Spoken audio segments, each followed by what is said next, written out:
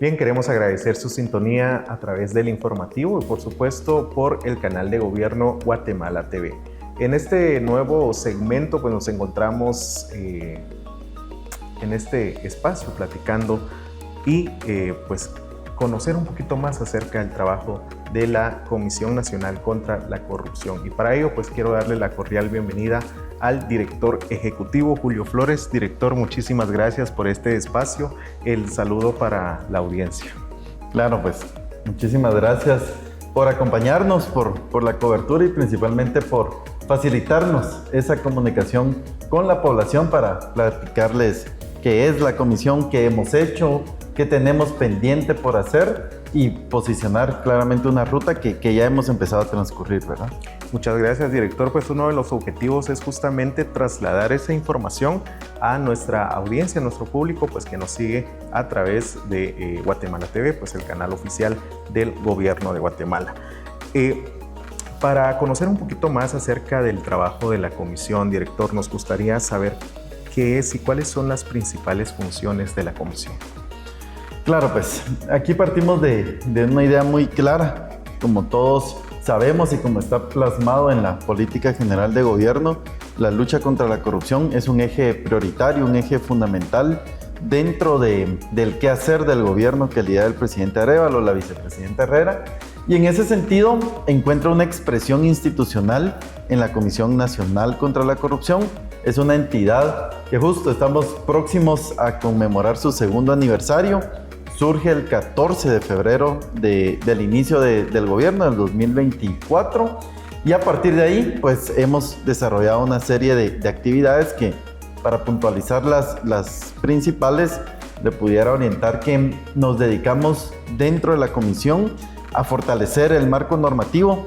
Esto lo decimos en diversos espacios. La corrupción es un problema complejo que necesita múltiples acciones para poder atacarla bajo esa complejidad que tiene.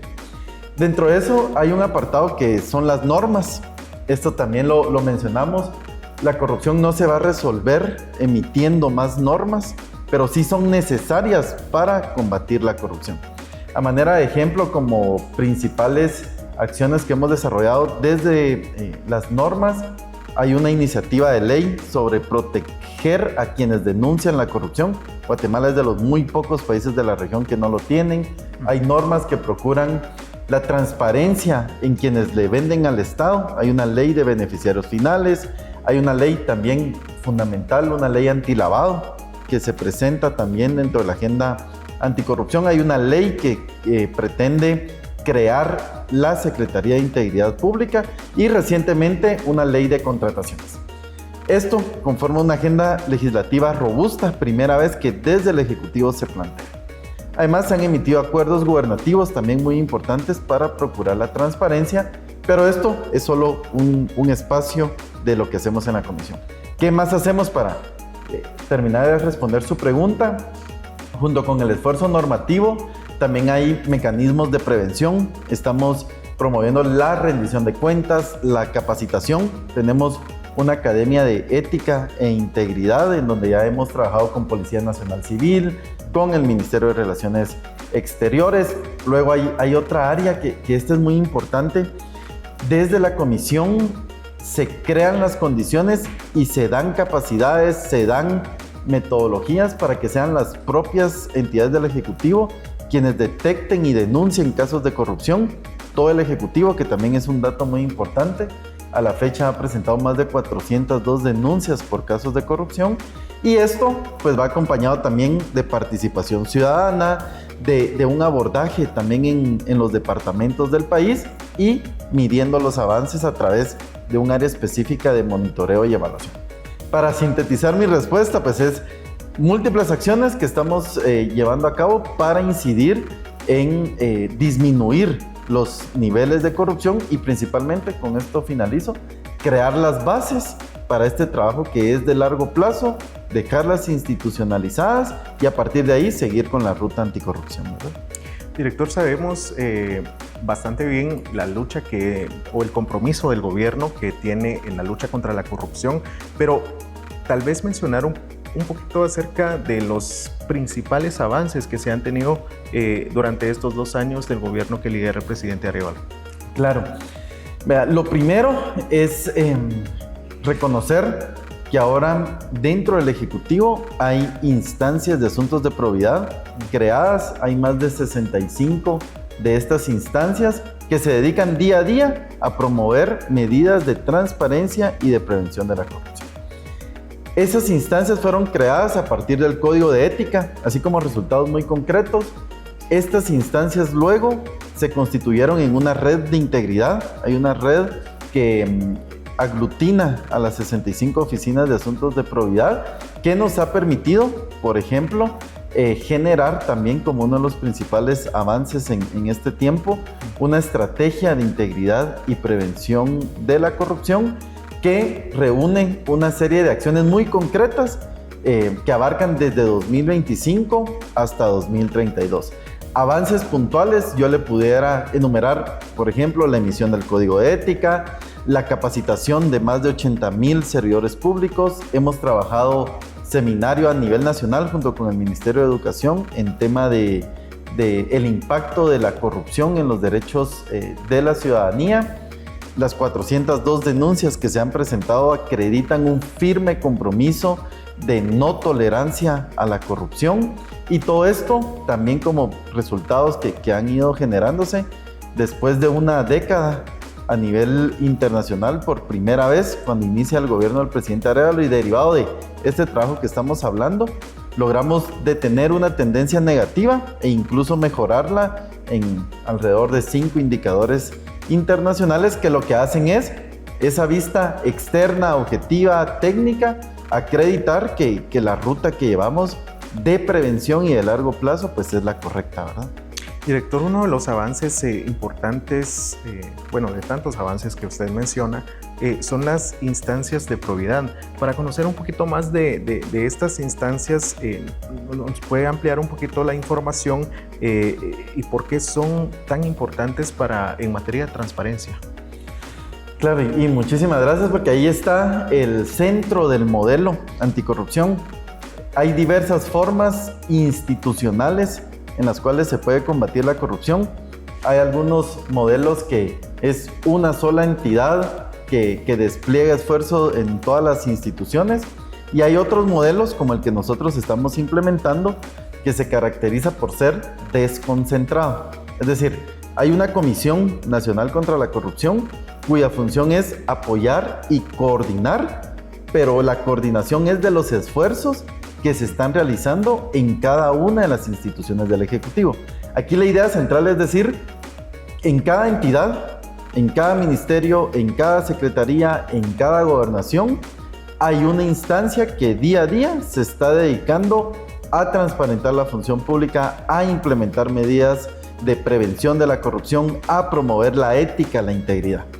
Con esto, lo que le traslado es de que hay más de 65 de estas instancias que están en cada uno de los ministerios, secretarías y demás dependencias que implementan medidas de prevención, pero que también tienen ellos, las instancias, un papel fundamental en detectar casos de corrupción, reitero, un número importante de denuncias, pero además para identificar, junto con los órganos de control interno, riesgos para que eso que se está denunciando no se repita, ¿verdad? Entonces, es tan importante porque al final son ellos quienes están ejecutando las políticas de prevención de la corrupción en cada dependencia del Ejecutivo. Director, ahora, ¿cómo impacta en la vida cotidiana del guatemalteco la lucha contra la corrupción? ¿Cómo se traduce en la vida cotidiana? Claro, y ese es de los principales retos comunicacionales a los cuales nos hemos enfrentado, porque pareciera ser que cuando yo ahora le platico de códigos de ética, de sistemas de integridad, de instancias de probidad, de una estrategia de prevención y de integridad, pareciera todo muy abstracto y cómo la población lo está percibiendo. Y ahí la verdad es de que, y podemos abordar casos concretos, porque también es la instrucción del señor presidente, la lucha contra la corrupción debe traducirse en servicios públicos eficientes. Eso es lo que orienta nuestra gestión. Y por ejemplo, hemos pasado, y eso está documentado en las denuncias, de hechos en los cuales la corrupción impacta a la población, porque el dinero no llega. Ahora, ¿cómo está llegando de manera transparente? Ejemplos muy específicos. Hay casos de corrupción documentados donde había dinero destinado a construir un banco de leche. Ese dinero fue mal utilizado, fue objeto de corrupción. El resumen es de que ese banco de leche nunca se construyó. En la actual administración, con medidas de transparencia, contamos ya con 3 o 4 bancos de leche modernizados que están funcionando.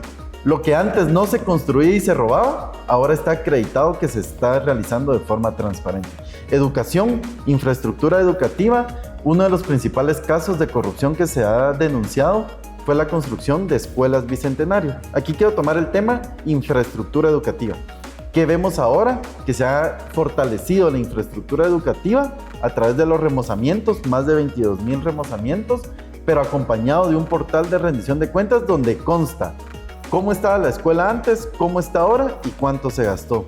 O por ejemplo, lo que históricamente ha sido mal utilizado como los programas sociales y que están documentados casos de corrupción al respecto, ahora parten de una base técnica como es el registro social de hogares, en el cual lo que permite es que el beneficio social realmente llegue a la población que lo necesita.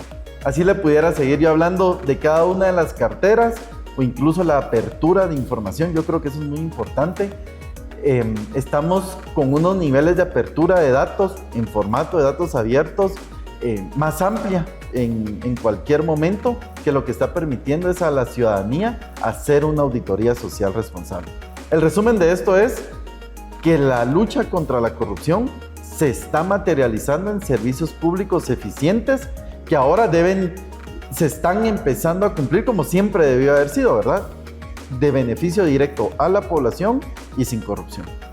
Director, muchísimas gracias por este espacio, por este tiempo que estamos compartiendo con la audiencia del informativo Guatemala TV a través, que nos llegamos hasta sus hogares. Ahora hablemos un poco acerca del clima de confianza que genera o que está generando el país en estos momentos gracias a los avances que se han tenido en materia de transparencia. Director, ¿cuál es la importancia de que se genere clima de confianza en el extranjero por parte del país? Claro, y es un tema fundamental. Empezábamos esta plática diciéndole que es una medida transversal que impacta a todo el gobierno, y aquí en este espacio quisiera puntualizar algunos temas.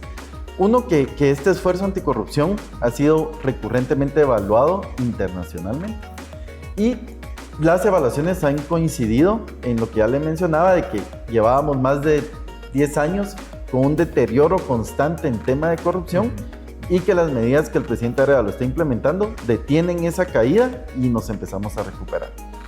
Así lo ha dicho Transparencia Internacional en el índice de percepción de la corrupción, así lo ha dicho la Universidad de Gotemburgo a través del índice de variedades democráticas, así lo ha dicho IDEA Internacional también en la evaluación.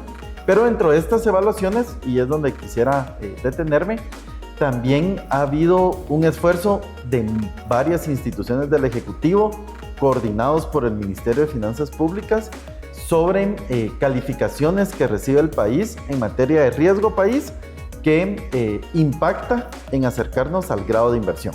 Es decir, viene, por ejemplo, calificadoras internacionales como Standard & Poor's o Fitch Ratings, evalúan al país en múltiples aspectos y determinan si es atractivo para la inversión.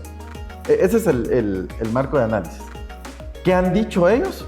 De que dentro de muchos esfuerzos que está haciendo el Ejecutivo, se acredita que el gobierno del presidente Arevalo está luchando contra la corrupción, y ha sido un factor evaluado positivamente para que Guatemala vaya acercándose al grado de inversión. ¿Qué genera esto? En palabras muy concretas, mayor inversión, es mayor ingreso al país, es mayor generación de empleo, el empleo a la vez redunda en un desarrollo social. Entonces, dentro de los múltiples impactos positivos de la lucha contra la corrupción, también brinda certeza jurídica y fortalecimiento institucional que evaluadoras de riesgo internacional han calificado de manera favorable para Guatemala y acercarnos en esa meta de gobierno que es tener un grado de inversión del país, ¿verdad? Gracias, director. Definitivamente este esfuerzo también tiene que ir de la mano con los esfuerzos nacionales y hace algunos momentos al inicio de esta entrevista hablaba sobre la agenda legislativa que impulsa el Ejecutivo en el Congreso. ¿Cuáles son los beneficios para el país de estas iniciativas que están en el Congreso, director? Sí, ahí es importante justo lo que usted menciona. El Ejecutivo está haciendo la parte que le corresponde con mucho empeño, con mucha responsabilidad, con mucho compromiso, pero este avance debe de ser de país. Y en ese avance de país, el papel del organismo legislativo pues es preponderante porque de ahí se emiten las leyes que nos brindan un marco jurídico para combatir la corrupción de manera eficiente. Puntualmente, ¿qué efectos generaría la agenda legislativa que se ha presentado? Pudiéramos empezar con un tema que se ha comentado mucho. Guatemala está próxima a ingresar a una lista gris de Gafi, que es el Grupo de Acción Financiera, por no tener una normativa antilavado actualizada. Esto generaría efectos desastrosos para la economía nacional y la propuesta que el presidente Arévalo ha remitido al legislativo pues cumple con estos estándares, además de brindar una mejora en cuanto a la transparencia y la lucha contra la corrupción. Entonces, el primer efecto de que se apruebe una de las leyes es no entrar a esta lista. Luego hay efectos importantes, por ejemplo, hemos platicado de la ley sobre la creación de la Secretaría de Integridad Pública. ¿Qué nos permitiría esto? Institucionalizar el combate a la corrupción. Y aquí hago un breve paréntesis. La lucha contra la corrupción solo se puede entender si es a largo plazo. Esto lo dicen los textos, esto lo dicen la experiencia comparada, pero ¿qué ha sucedido en Guatemala? En los últimos 20 años han habido 8 comisiones temporales que se crean, finalizan y de nuevo es empezar el trabajo. Ese modelo cortoplacista es el que hemos empezado a superar con la estrategia de integridad y prevención que le comentaba previamente, pero la creación de una Secretaría de Integridad Pública le daría sostenibilidad a los esfuerzos anticorrupción y ese es otro impacto positivo. Otra iniciativa, la Ley de Beneficiario Final. Aquí también se lo sintetizo. Todos saben con quién contratan. Hablo de empresas privadas, hablo de gobiernos en general. El gobierno de Guatemala no sabe con quién contrata. Adjudica millones de quetzales a proveedores que, como vimos en el caso SAT B410, es una sucesión de empresas que al final no se logra determinar a quién le llega el dinero de las y los guatemaltecos. La ley de beneficiario final transparentaría esa dinámica de la contratación pública para saber con quién el Estado está haciendo negocios. Y para finalizar uno de este impacto, la ley de contrataciones públicas que el Ministerio de Finanzas Públicas presentó también es un salto cualitativo al respecto, donde permitiría crear un sistema de adquisiciones donde la transparencia, donde lo técnico, donde el beneficio a la población sería lo que se privilegia, ¿verdad? Entonces, en concreto, el trabajo de la agenda legislativa, al aprobarse, lo que nos brinda es eso, fundamentos para que la lucha contra la corrupción y la transparencia siga implementándose de manera sostenible, ¿verdad? Director, usted mencionó uno de los casos más grandes de defraudación que pues, presentó este gobierno, la comisión. Sin embargo, el presidente Arévalo en reiteradas ocasiones ha hecho el llamado de tener instancias de justicia eficientes. Más allá del contexto de lo que está viviendo el país, hablo de esto porque son denuncias que se han presentado ante los órganos competentes. ¿Cómo han procedido estas denuncias? ¿Se tienen avances? ¿Están estancadas? ¿Cuál es el estatus de estas denuncias, director? Sí, es importante y aquí quizá ayuda a comprender que cada entidad del Estado tiene competencias propias, lo que debe de hacer. ¿Qué debemos de hacer como ejecutivo? Brindar servicios públicos eficientes. Ya platicábamos de cómo la lucha contra la corrupción ayuda a prestar servicios de la forma correcta. Y también como ejecutivo debemos tener controles efectivos para que casos de corrupción no sucedan en la ejecución de los fondos públicos. En esa dinámica se detectan posibles irregularidades y se presenta la denuncia. Presentando la denuncia, que esto siempre es a través de los ministerios, secretarías y demás dependencias, ya corresponde a otro actor dentro del Estado, que es el Ministerio Público, agotar una investigación penal. Tienen un monopolio de la persecución penal, en donde deben de recabar los indicios suficientes para que sean medios probatorios y llevarlos ante un juez, y que el juez defina la comisión o no de delitos, imponga sanciones cuando se estime que es lo adecuado, y ahí deducir responsabilidades. Entonces es una cadena de diversos actores que deben de ir cumpliendo cada uno su función. Como ejecutivo se ha cumplido de manera positiva. Las 402 denuncias es un número importante, no solo por lo robusto. Esto equivale a que aproximadamente cada 2 días el Ejecutivo presenta un nuevo caso de corrupción, sino que han sido casos realmente graves. El caso de vacunas Sputnik, ya hablábamos de cómo la corrupción dentro del esquema de defraudación tributaria de B410 también, hablábamos de escuelas Bicentenario, podemos hablar del Hospital de San Pedro Necta, y así muchos casos. Solo en salud se ha denunciado ya más de 500 millones, y el caso de la Red Q, que también se denuncia, que son graves. Entonces no solo es la cantidad, sino la gravedad. ¿Qué ha sucedido? Se presenta ante el Ministerio Público, y es ahí donde actualmente lo que nos han reportado las oficinas es de que aproximadamente el 20% ha sido desestimado, mientras que el resto, la gran mayoría, se encuentran en etapa de investigación, ¿verdad? Director, para ir cerrando este espacio, ¿cuál es la proyección que tiene la comisión en los próximos 2 años? Aquí el objetivo, la meta que se ha fijado desde la Presidencia de la República es de que todos estos esfuerzos, que muchos son primera vez en la historia nacional que estamos haciendo, los debemos de dotar o les debemos de dar permanencia. Que este camino que hemos empezado a avanzar tenga bases suficientemente sólidas para que pueda continuar en las demás administraciones.